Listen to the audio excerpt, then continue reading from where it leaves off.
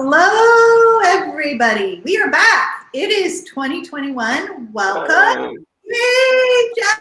Jeff's our first guest on 2021. Yeah. All right. I didn't realize I was the first. Well, I'm honored. You're number one, so it's great. And we're speaking about one thing today. But before we get there, if you don't know who Jeff Thoren is, Jeff, who are you? That's a big open bucket. That is a big open question. Okay, well, let's see. I think last time I shared that I'm a husband, a father, an avid cyclist, a veterinarian by training, a coach by training, someone that's passionate about passionate about a couple things. One is helping people find their unique kind of gifts and being able to express those. And then in the workplace, creating workplaces that are engaged and don't have some of the baggage of some of the old top-down command and control experiences that many of us have had in the workplace and in school and in other places. But somewhere that's really about shared leadership and kind of shared responsibility. Some things we could use in the world right now. No, not at all. I know what you're talking about posh, right? So speaking of all that, making a better place, we have the one word today. So What is one word? What is this? We were talking about it beforehand. Well, one word that will change your life, right? That's right. What it's all about. It's about, and it goes back to, the story for me goes back about 8 years ago, where a couple of colleagues gave me this book, One Word That Will Change Your Life. And the premise of it is that, you know, many of us, when it comes to the end of the year and turning the calendar into the next year, we do New Year's resolutions. And oftentimes 2 weeks in, you know, like everyone goes to the gym for the first 2 weeks out of the year, and then all of a sudden the gym's, you know, empty again. Actually, the gyms are empty now anyway, but that's a whole nother story. But, you know, New Year's resolutions, often there's a whole list and you forget them, and they don't have much power to actually create change. So these authors basically said, choose one word to basically be intentional about, and to honor as much as you can in your life for the coming year.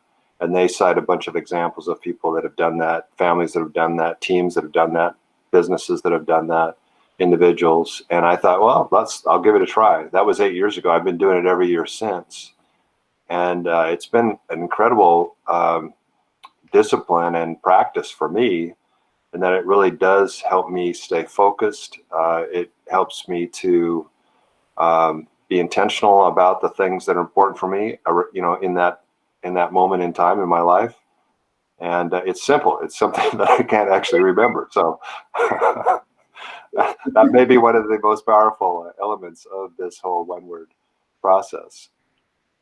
Well, so that's the short synopsis of the kind of the history of it.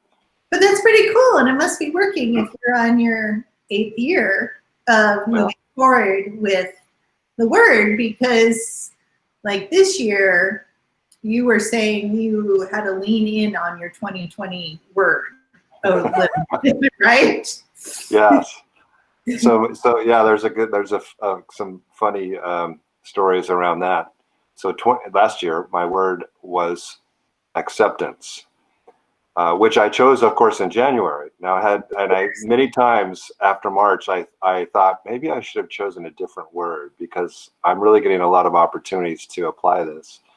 And, you know, kind of jokingly, actually sometimes seriously, because it's like, why did I choose this stinking word? It's like, I don't want to accept this. And that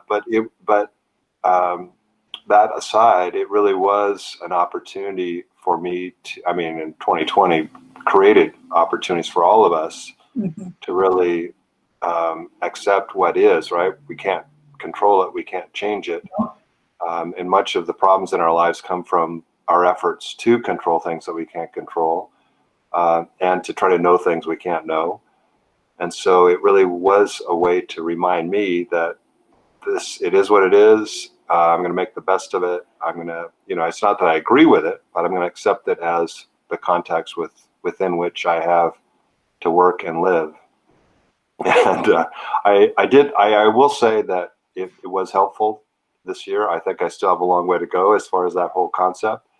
But I do feel that it was a good word to end up having chosen for 2020. Right. And like you said, you got lots of opportunities to experience that word or really utilize that word to its fullest, right? Exactly. Yeah. Yeah. And like you said, though, too, you know, when you only have one word, it's easy to remember because, you know, right now there's so much but so little at the same time. It's kind of like this dichotomy going on. You know, we have nothing to do, but time seems to go fast.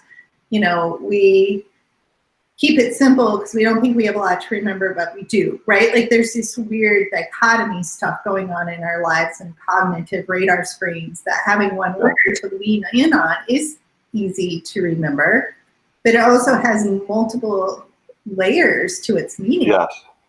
Right? Absolutely. Yeah.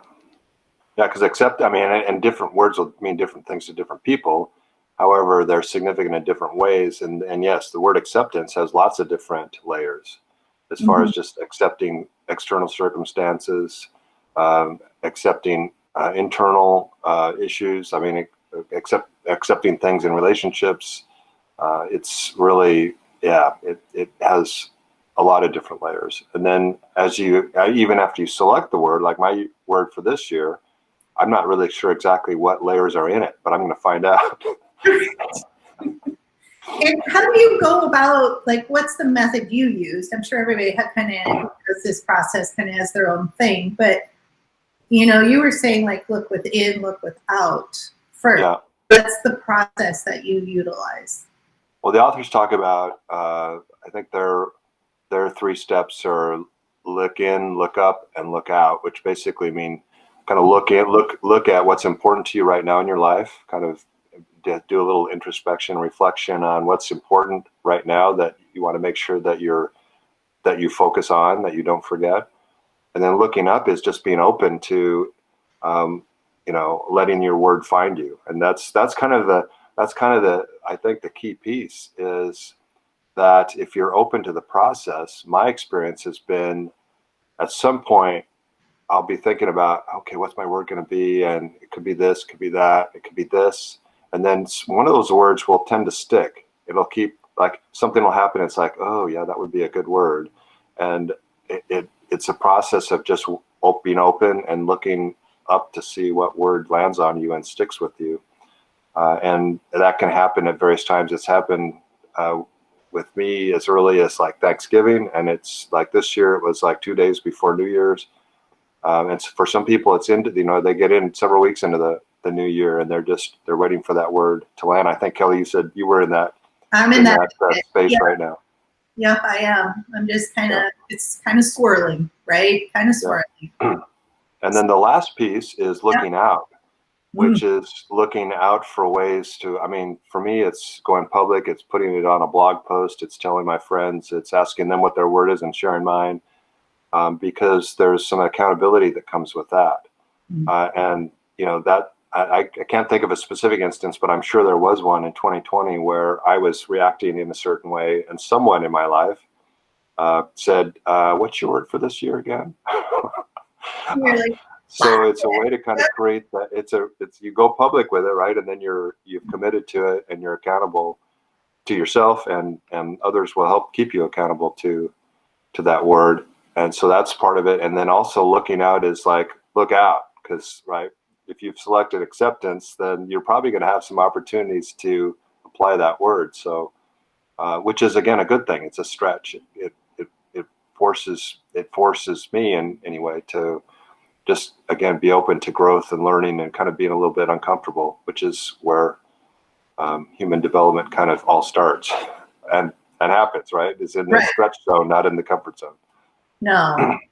Yeah, exactly. And what is your word for this year? My word for this year is, drum roll, wait for it, adventure. Adventure. And I landed on that. Again, partly the word just kind of landed. And I was like, well, what does that mean? And as I thought about it, there is a little bit of a continuation for me with last year, because it's really about, life has been an adventure in 2020, so it's continuing to kind of be open to that adventure, even though you think about any adventures, it's not like it's planned all out and everything goes according to plan. And, there's going to be twists and turns. So that's part of it for sure. Part of it is also, for me, I've always been attracted to a particular Helen Keller quote, which is basically, life is either a daring adventure or nothing. And it's kind of like, that's a really cool quote. I don't know exactly what it means.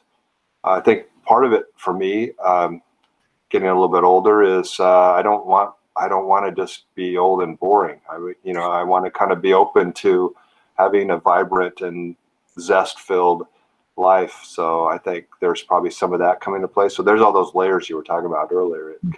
Again, for me, adventure means those things. For someone else, it could be, actually putting a backpack on and, going off the grid for 3 months. And I don't know that that's on my radar right now, but it could be for someone else. You don't want to do vertical rock climbing. This is what always amazes me. And then they pop the tent out and sleep right there while they're vertical rock climbing, and the tent is like it's just hanging right there, and it's like, how can you be sleeping? It's not, Yeah, that's probably not on my adventure list, but who knows? Who knows? Maybe that opportunity will present itself. And part of adventure too is I like using applied improvisation in leadership development and coaching, and so part of adventure too involves that whole idea of yes and. It's being open to offers, right? Not necessarily agreeing with them again, but being open to working with whatever's presented. So maybe someone's gonna give me an invitation to do one of those rock climbing expeditions with the tent hanging on the side. With the tent hanging on the side. Yeah, we'll find out. I'll keep you posted on that. Let me know, because all right now I just look at the picture and go, wow, there's people who think that's like cool and fun and non-terrifying. That's awesome, Yeah. Not for me, but yeah, that's great. Well, we'll see what 2021 adventure brings for you. Life is an adventure, so I'm going to lean into that this year and see where it takes me. I love it. And I'd love to encourage, your audience here, and you, obviously, you're open to this and you're waiting for your word to land. But if folks are listening and they haven't tried this, or they think, well, it sounds kind of, you're not totally close to it. You're like, well, I could try that. Give it a shot. Just again, open yourself up, see what word is important to you, and then figure out ways that you can kind of revisit it and keep it front and center, top of mind throughout the year, and then see what happens. Right, and see if it really does apply, and if it helps guide your ship a little bit. It sells to see, because 2020 has brought a lot of churn in a lot of different systems and environments, from individuals to organizations to cultures and societies, and we get to make choices from that, coming out of that. Yeah. Where do we individually want to go with that? Where do we want to go with the collective from that churn, right? Because all of hard times bring opportunities for growth. Like you said, the growth happens when we get stretched, not when we're in the Barca lounge or comfortable. So what do you want to do with that? Yeah, exactly. And it's a great opportunity to, because of that backdrop, to be intentional about that question. It's what do I want to do about it, and then how do I want to be with it, right? It's really kind of that combination of, how are you going to show up for this segment of your life in this very moment. Right. And you get to make that choice every single day, and a word can help with that choice, because that can help keep that mindfulness front and center. And I've found it just working with others in coaching engagements, encouraging coachees to select a word. And I can't tell you of anyone that it hasn't been a valuable experience for, because oftentimes there'll be a conversation about this opportunity or this opportunity, and it's like, well, how does that relate to your one word for the year? And then usually there's some insight there as far as, oh yeah, that would, that's going to kind of push me more this direction than this direction. So it can help with decision making. It can help with prioritization. Lots of different applications. It can improve relationships. I mean, it really has the power to do lots of different things. So again, most of us know at some level. This is where we have to kind of just get off the treadmill and look inside a little bit and be open to what is it that's most important for us to grow into, to kind of lean into, and then use that word to help remind you to do that. I love it. I love it. Well, thank you, Jeff. It's always a delight to have you here. I hope your adventure is full of fun-filled trips and memorabilia and memories as you go through 2021. I appreciate it, and I'm looking forward to hearing what word lands for you and where that takes you in 2021 as well, Kelly. Well, thank you so much. All right, thank you. Bye.